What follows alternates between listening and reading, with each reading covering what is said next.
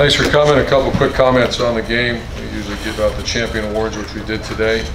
On defense, these are guys that played well for the media people. It's champions. We give everybody gets graded, and if you give champion effort, you get recognized in front of your peers. And champions on defense were Jalen Holmes.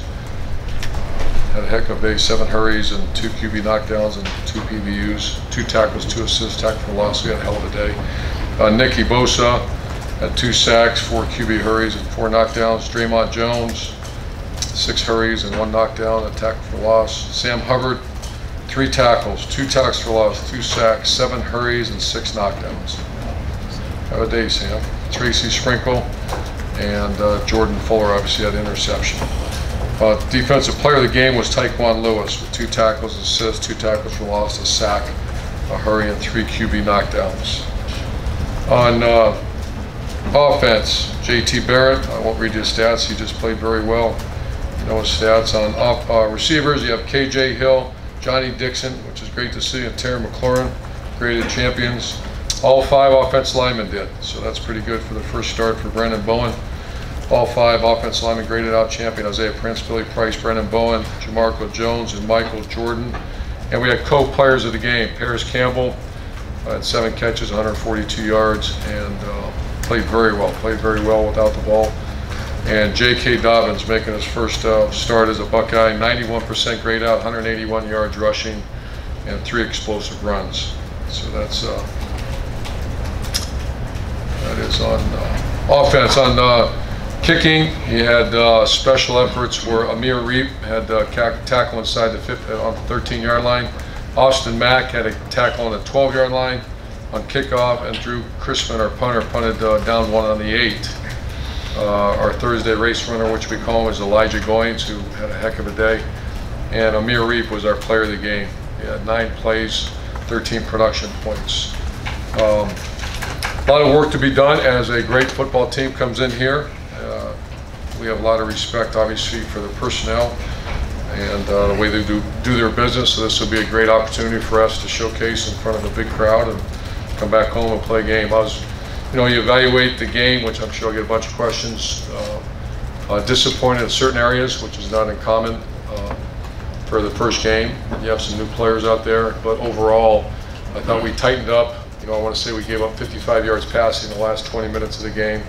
And obviously on offense, you had 300 yards, a nice balanced approach after we had, other than the 4, I think there were 4 3 and outs, which killed us in the first half. Kills your defense too.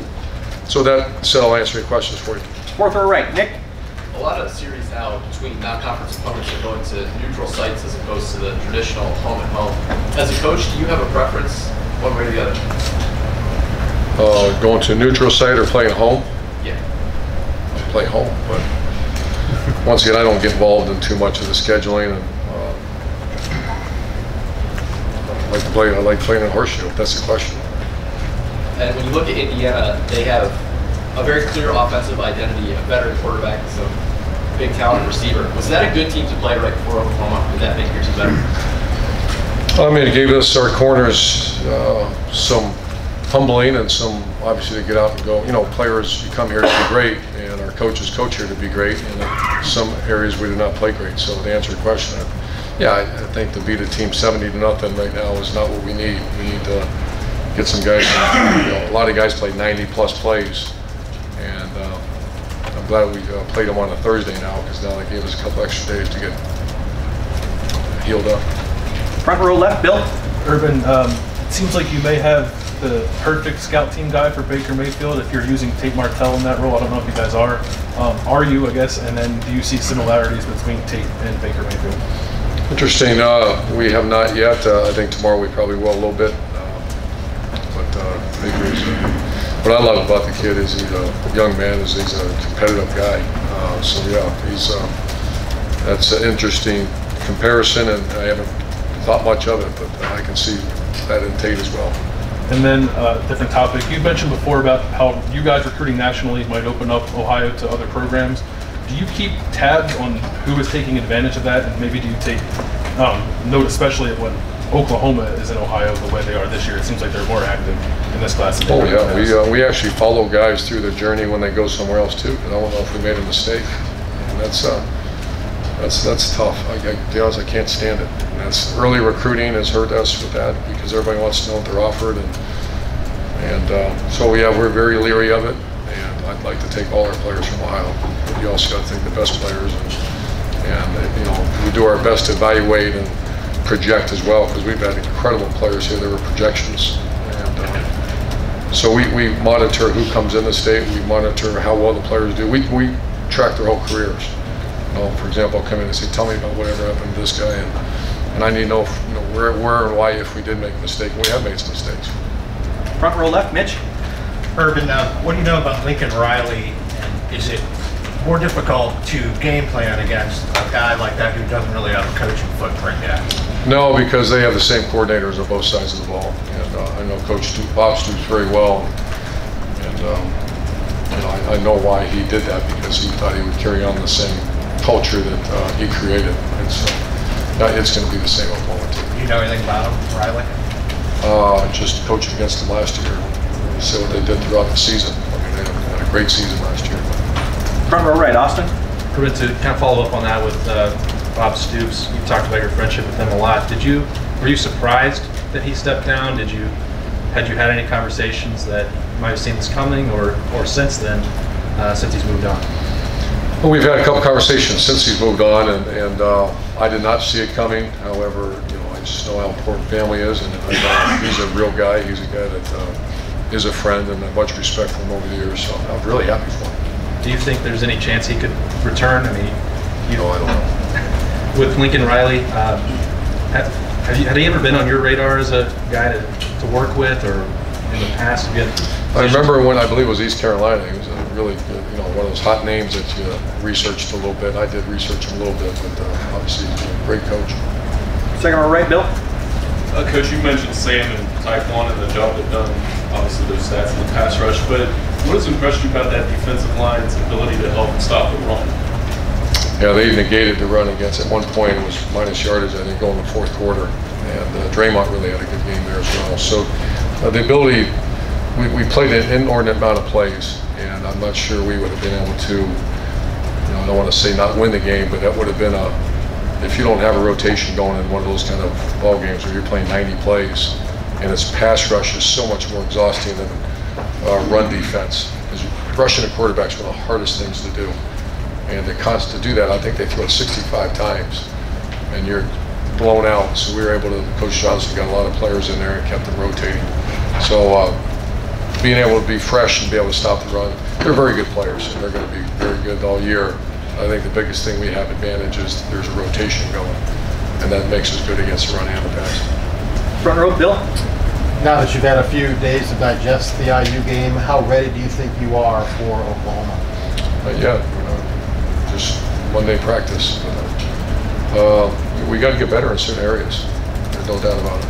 Which areas, other than you mentioned DBs? Yeah, I've already talked about that. The obvious is you got to knock some balls down. And the one thing about IU, that quarterback was extremely accurate in that game. I told him after the game, that's one of the most accurate games I've ever seen a quarterback play. And the receivers made a bunch of great catches, and we got to knock some more balls away. So that's one area. And coming out the offensive line, we played well for a good majority of the game, but we had a couple, gave up one sack, I believe, and that was nonsense right at the end of the first half. But we didn't get the movement early in the game that we got later in the game. And I'm assuming that Mike Weber is going to be ready for this game? Yes. And how do you envision the rotation working at one half? I haven't figured that out yet. They'll both play, but we haven't figured the exact rotation. I want to see how. Mike had a good practice today. He went full speed today. Second row left, Ari. Urban, last year you guys made an emphasis on recruiting the state of Texas, and you guys landed 3 of the top 6 players in the state, which is pretty impressive.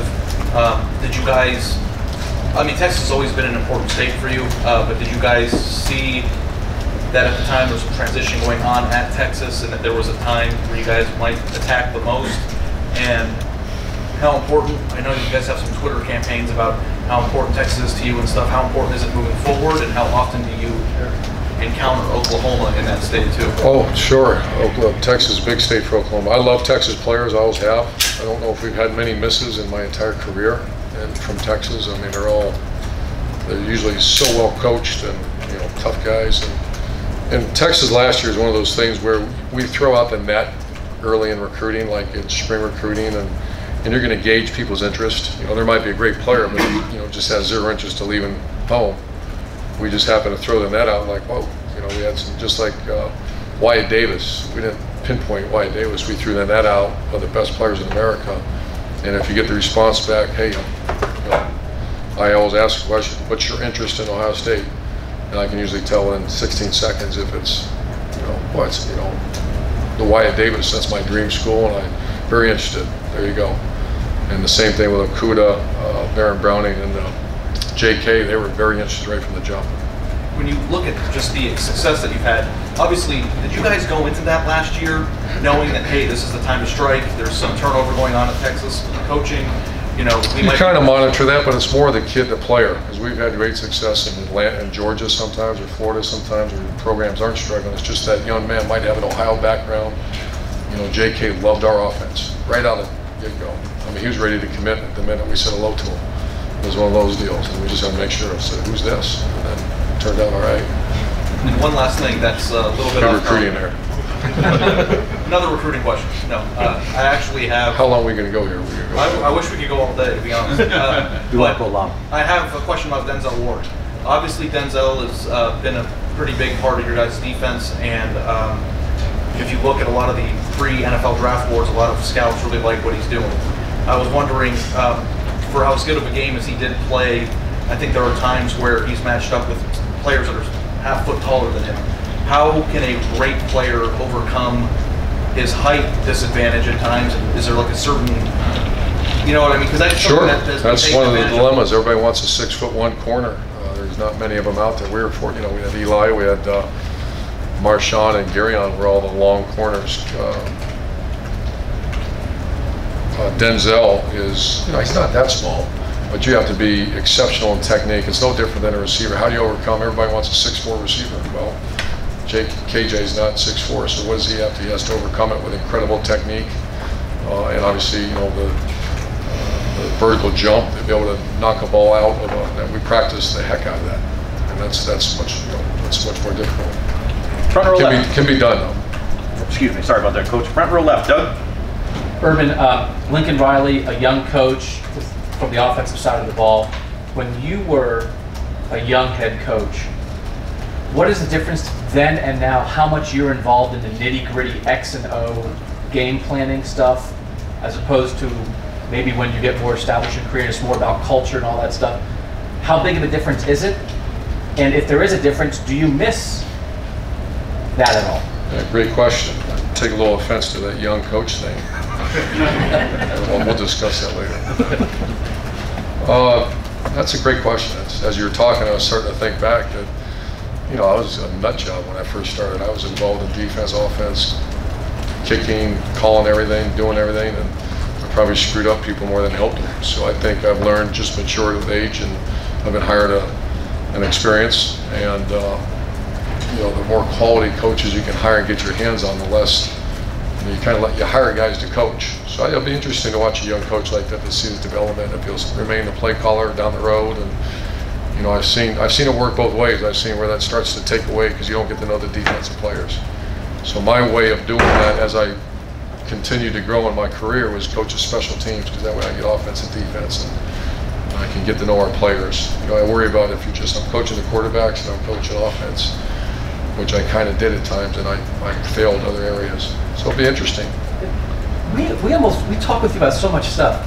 I don't know how much we talk with you about just like offensive game plan. We're talking about culture and 4 to 6 A to B and all that. How much do you like that part of football? Well, I hear people say that I have colleagues that have been head coaches and they don't like the other part. I actually like that as much or better.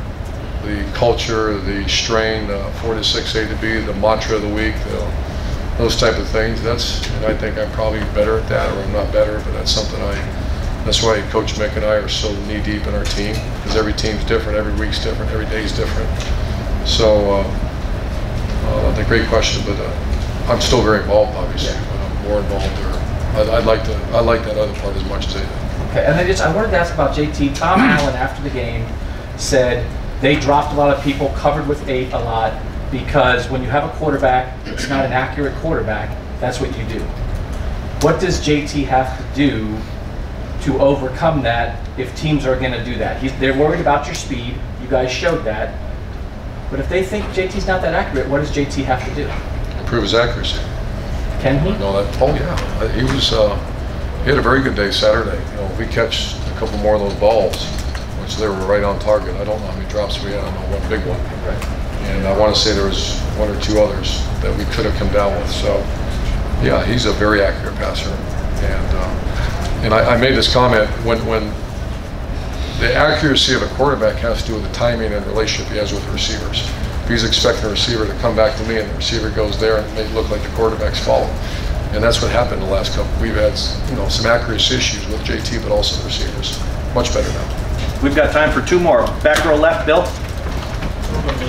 So, when you said you wish you had hit more deep balls, is that, obviously it's not always on the quarterback, but I do remember the ball pass and overshot in the end zone. You know, how much does JT have to show? He shoulders it all. If you guys know JT, you know, probably not like I do, but JT shoulders it all. But you know, we're shooting. You shoot for 60% efficiency by the quarterback on accuracy on deep balls. That's Ryan Day brought that to us, and I researched it, and that's what we try to accomplish. And he was higher than that on Saturday, and he's been higher than that. So receivers got to make plays for him as well. So he shoulders a lot. You know, you're the quarterback. You're going to shoulder everything. And final questions, Tim, front row. Yeah, Urban, can you enlighten us at all on the Eric Glover-Williams departure in any respect? Insubordination, what was the cause for it? School conduct issue. Conduct issue. And then back to what you were talking about a while ago about JT, I'm just wondering, did you watch the video of what y'all did offensively Thursday night? What did you see that, I don't know, enthused you? I saw a lot of crossing routes. I saw a lot of balls trying to be thrown to guys on the run, etc. I'm just wondering, what was your take from what you saw that enthused you heading forward? It's a little bit different. I think crossing routes, you can see we had a major emphasis on that, and Coach Day brought a lot of those concepts to us, and they've been working very well for us. And I think you know, receivers like to catch those things on the move. And anytime you have 2, I think 70-yard catches or close to 70-yard catches, and they're short and they run with it, that excites me as much as catching deep ball. You're letting your athletes go run. We have some speed out there. So in your mind, y'all did get some deep balls, just not the kind of deep balls you wanted to get. But not the ones we a deep ball is a deep ball? In the record book, it says 74 yards. All right, Coach, thank you very much. Thank you.